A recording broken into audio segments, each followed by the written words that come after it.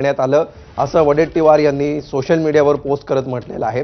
त्यामुळे शरद पवारांच्या राष्ट्रवादीच्या नाराजीनंतर आता वडेट्टीवारांनी सुप्रिया सुळेंचं नाव अनावधानाने घेतल्याचं म्हटलेलं आहे आणि ह्या ट्विटविषयी शशिकांत शिंदेंना विचारलं असता हे जर असं असेल आणि ते जर खेद व्यक्त करत असतील वडेट्टीवार तर आपण देखील त्यांच्याविषयी बोललेले आपले शब्द मागे घेत आहोत असं शशिकांत शिंदे यांनी म्हटलेलं आहे। त्यामुळे आता या खेद व्यक्त करण्याच्या पोस्ट नंतर राष्ट्रवादी आणि काँग्रेसमधलं हे नाराजी नाट्य आता संपतं का हे बघणं महत्त्वाचं असणार आहे। तर वडेट्टीवारांचं नेमकं ट्विट आता आपण बघूया।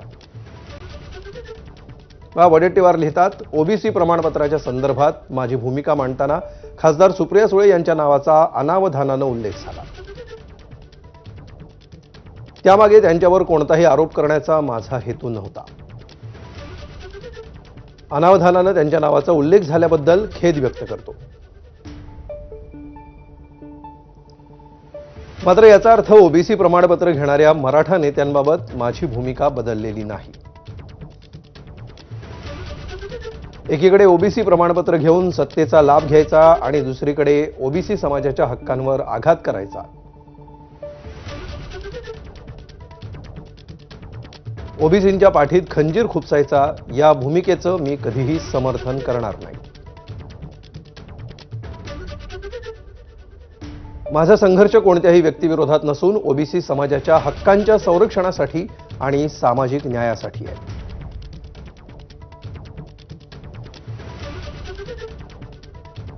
तर अशा प्रकारे वडेट्टीवारांनी खेद व्यक्त केलेला आहे। सुप्रिया सुळेंचं नाव आपण अनावधानाने घेतलं असं त्यांनी म्हटलेलं आहे।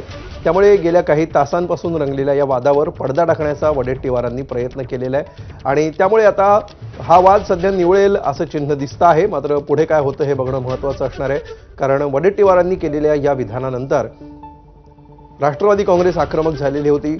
पक्षाचे प्रदेशाध्यक्ष शशिकांत शिंदेंनी पत्रकार परिषद घेतली आणि या पत्रकार परिषदेमध्ये काँग्रेसचा नेमकं करायचं काय आहे असा सवाल उपस्थित केलेला होता। महाविकास आघाडी म्हणून जर आपण राज्यात एकत्र आहोत तर अशा प्रकारे मित्रपक्षाच्याच बड्या नेत्यांवर संदर्भहीन आणि तथ्यहीन आरोप का केले जात आहेत असा सवाल त्यांनी विचारलेला होता। या प्रकरणाची तक्रार ते प्रदेशाध्यक्ष हर्षवर्धन सपकाळ यांच्याकडे करणार होते। पुन्हा एकदा जाऊया आपण शिंदेंच्या पत्रकार परिषदेत। झाले होते का काय झाले होते?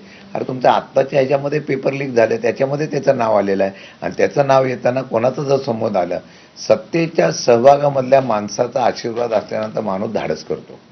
मला वाटतं की आता जे गाढवेचं प्रकरण आलेलं आहे, नवनाथ बंगने सांगितलं मग ह्यांच्यावर फोटो आहे त्यांच्यावर फोटो आहे, कोणाचेही फोटो असो, पण त्या तुमची जबाबदारी काय आहे?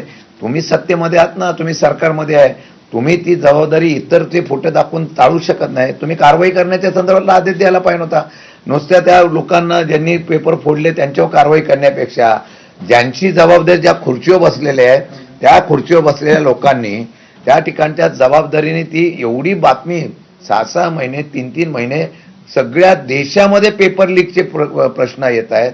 दिल्लीमध्ये आंदोलन झाल्यानंतर सुद्धा परत पेपर लीक होत असेल तर त्या धाडसाचं कौतुकच करायला पाहिजे, त्याच्यावर कारवाई करायला पाहिजे नव्हते। आणि आताही कारवाई करताना जुजबी करतील, ह्याच्या मागचे सूत्रधार जर सुटले गेले तर परत त्याला अर्थ राहणार नाही की माझ्या मागं कोणतरी राजकीय आशीर्वाद देणारा जर असेल तर मी काही करू शकतो। या भ्रमामध्ये अशाच प्रकारचे होणार, त्यापेक्षा परीक्षाच घेऊ नका। सर, एकीकडे याच एमपीएससीच्या ह्याच्यावरतून खरं तर MMRDA ने जी म्हणजे पेपर्स घेतले त्याच्यामध्ये देखील मोठ्या प्रमाणात घोळ आहे। सातत्यानं तुमच्या पक्षाचे अनेक नेते मंडळी ती देखील परीक्षा रद्द करून पुन्हा एकदा नव्याने परीक्षा घेण्यात यावी अशा पद्धतीची मागणी करतात। आदिवासी विद्यार्थी गेल्या 14 दिवसाला बसलेले आहेत मांजरीमध्ये, त्यांची दखल कुठेतरी घेतली जात नाहीये। या सगळ्या विषयांकडे कसं पाहताय? आदिवासी विद्यार्थी गरीब त्यावेळेला आंदोलनाला नागपूरला आणि पुण्याला बसलेले आहेत। आज सरकारचा 13-14 दिवसानंतर आज सरकारचे मंत्री त्यांना भेटणार आहे। म्हणजे किती मस्तीमध्ये सरकार आहे बघा। मागण्या फार साध्या आहेत त्यांच्या, की वय झाल्यानंतर मला त्या वसतिगृहामध्ये काढू नये कारण तर सुळेंवर आरोप करण्याचा आपला हेतू नव्हता असं वडेट्टीवारांनी म्हटलेलं आहे। पण ओबीसी प्रमाणपत्र घेणाऱ्या मराठा नेत्यांबाबतची भूमिका कायम असेल। शरद पवारांच्या राष्ट्रवादीच्या नाराजीनंतर वडेट्टीवारांनी खेद व्यक्त केलेला आहे आणि या क्षणाची ही महत्त्वाची बातमी, ज्या कारणावरून राष्ट्रवादी आणि काँग्रेस यांच्यामध्ये संघर्ष निर्माण झालेला होता, वाद निर्माण झालेले होते, आरोप प्रत्यारोप सुरू झालेले होते. त्या प्रकरणामध्ये आता वडेट्टीवारांनी सुप्रिया सुळेंचं नाव आपण अनावधानानं घेतलं. त्यांच्याकडे ओबीसी सर्टिफिकेट असल्याचा आरोप वडेट्टीवार यांनी केलेला होता आणि काही मराठा नेत्यांनी कशाप्रकारे ओबीसी प्रमाणपत्र मिळवलेलं आहे असा आरोप करताना वडेट्टीवारांनी सुप्रिया सुळेंचं नाव घेतलेलं होतं. मात्र आपल्याकडे असं कुठलंही ओबीसी प्रमाणपत्र नाही असं सुप्रिया सुळेंनी आणि राष्ट्रवादी काँग्रेसनी स्पष्ट केलंच होतं. मात्र असे बिनबुडाचे आरोप मित्रपक्षाकडूनच का केले जात आहेत असा सवाल देखील राष्ट्रवादी काँग्रेसनं उपस्थित केला. त्यानंतर पत्रकार परिषद सुरू झाली शशिकांत शिंदेंची. शशिकांत शिंदेंनी त्यांच्यावर हल्लाबोल करायला सुरुवात केली, आरोपांना प्रत्युत्तर द्यायला सुरुवात केली आणि ही पत्रकार परिषद सुरू असतानाच वडेट्टीवारांचं ट्विट आलं आणि सुप्रिया सुळेंचं नाव आपण अनावधानाने घेतलं, आपल्याकडून चुकून हे नाव घेण्यात आलं, त्याबद्दल आपण खेद व्यक्त करतो असं वडेट्टीवारांनी ट्विट केलं आणि जर ते खेद व्यक्त करत असतील तर आपण सुद्धा त्यांच्यावरील टीका मागे घेत आहोत असं शशिकांत शिंदेंनी म्हटलं. त्यामुळे एका वक्तव्यापासून सुरू झालेला हा सगळा वाद आता वडेट्टीवार यांनी व्यक्त केलेल्या खेदापर्यंत येऊन पोहोचलेला आहे. मात्र याच्यातून जो एक तणाव निर्माण झाला आहे दोन्ही पक्षांमध्ये तो आता कितपत कायम राहतो आणि कशा प्रकारे तो तणाव निवळतो, त्याला किती वेळ जातो हे बघणं महत्त्वाचं असणार आहे. या खेदानंतर आणि पत्रकार परिषदेनंतर शशिकांत शिंदेंच्या पुन्हा हा वाद आता दोन्ही पक्षांकडून थांबवला जातो की यावर आणखी काही प्रतिक्रिया येणं आणि हा वाद चिघळणं सुरू राहतं हे बघणं महत्त्वाचं असणार आहे. दुसरी गोष्ट, सुप्रिया सुळेंचं नाव अनावधानाने घेतलं असं वडेट्टीवार म्हणत असले तरी सुद्धा त्याच्या पुढे त्यांनी अजून ट्विट लिहिलेलं आहे आणि त्यात त्यांनी असं म्हटलेलं आहे की काही मराठा नेते ओबीसी प्रमाणपत्र घेतात, याविरुद्ध मात्र आवाज उठवण्याचा आपला सिलसिला कायम राहील.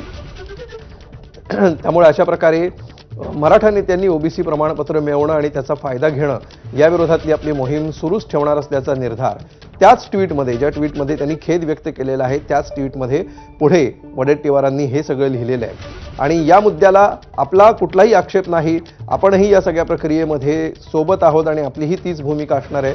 किंबहुना या भूमिकेला आपण कधीच आक्षेप घेतला नाही असं शशिकांत शिंदेंनी या ट्विटला उत्तर देताना म्हटलेलं आहे.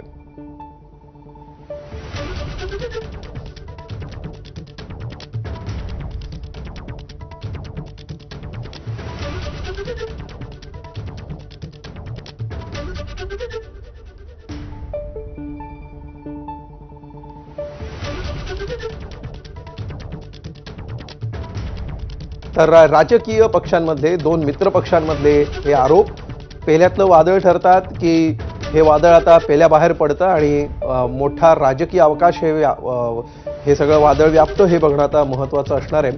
आणि याला केवळ आरोप प्रत्यारोपांची पार्श्वभूमी जशी आहे त्याचप्रमाणे गेल्या काही दिवसांमध्ये राष्ट्रवादी काँग्रेसच्या नेत्यांच्या सत्तेसोबतच्या पंतप्रधानांसोबतच्या वाढलेल्या भेटीगाठी ही देखील त्याला पार्श्वभूमी